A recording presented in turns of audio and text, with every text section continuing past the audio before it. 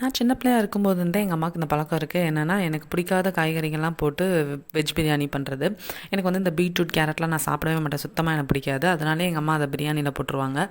And எக்கும் கூட எனக்கு பிடிக்காது. பட் எக் வந்து எங்கள் அம்மா என்ன பண்ணுவாங்கன்னா, நிறைய சப்பாத்தி அந்த மாதிரி இதெல்லாம் செய்வாங்க. அது கூட இன்ஃப்யூஸ் பண்ணுவாங்க. பட் அதெல்லாம் டேஸ்ட்டாக தான் இருக்கும். தனியாக தான் எனக்கு சாப்பிட பிடிக்காது.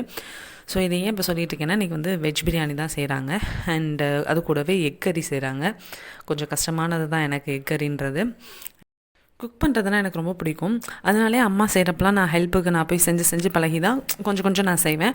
அண்ட் நான் வந்து இது வரைக்கும் தனியாக எந்த டிஷ்ஷஸும் பண்ணது கிடையாது. ஏன்னா எப்போயுமே அம்மா வந்து டேஸ்டிங்க்கு வந்துருவாங்க. அவங்க டேஸ்ட் பார்த்து சொன்னால் தான் எனக்கு வந்து சரி ஓகே நம்ம நல்லா பண்ணியிருக்கோம் அப்படின்ற மாதிரி எனக்கு ஒரு ஃபீல் இருக்கும். அண்டு சேனலை சப்ஸ்கிரைப் பண்ணிக்கோங்க மறக்காமல். ஆனால் அது அப்படியே மாறிடுச்சு. வெஜ் பிரியாணி பிடிக்காதுன்றது ஸ்டேஜ் போய் இப்போ வந்து எப்படின்னா, ஓகே எல்லா காய்கறியும் அதில் போட்டிருக்காங்க, அது வந்து நம்ம ஹெல்த்துக்கு நல்லது. ஸோ அப்படின்றதுனாலே கொஞ்சம் வளர்ந்ததுக்கப்புறம் நமக்கு அது தெரிய வந்ததும் அப்படியே சாப்பிட ஆரம்பிச்சாச்சு. ஸோ பிரியாணி வந்து டேஸ்ட்டாக இருக்கும். பட் அதில் இருக்க காய் மட்டும் டேஸ்ட்டாக இருக்காது எனக்கு அது எப்போயுமே. பட் இருந்தாலும் ஓகே நம்ம சாப்பிட்ணும் அப்படின்றதுக்காக நான் அது எல்லாமே சார்ட்டே பண்ணி கொடுத்துட்டு வந்துட்டு அம்மா தான் ஃபைனலாக அதை ஃபினிஷ் பண்ணாங்க ரைஸ்லாம் போட்டு. அண்ட் ஃபைனலாக பிரியாணி ரெடி ஆகிடுச்சு. அண்ட் எக் கறியும் ரெடி ஆகிடுச்சு.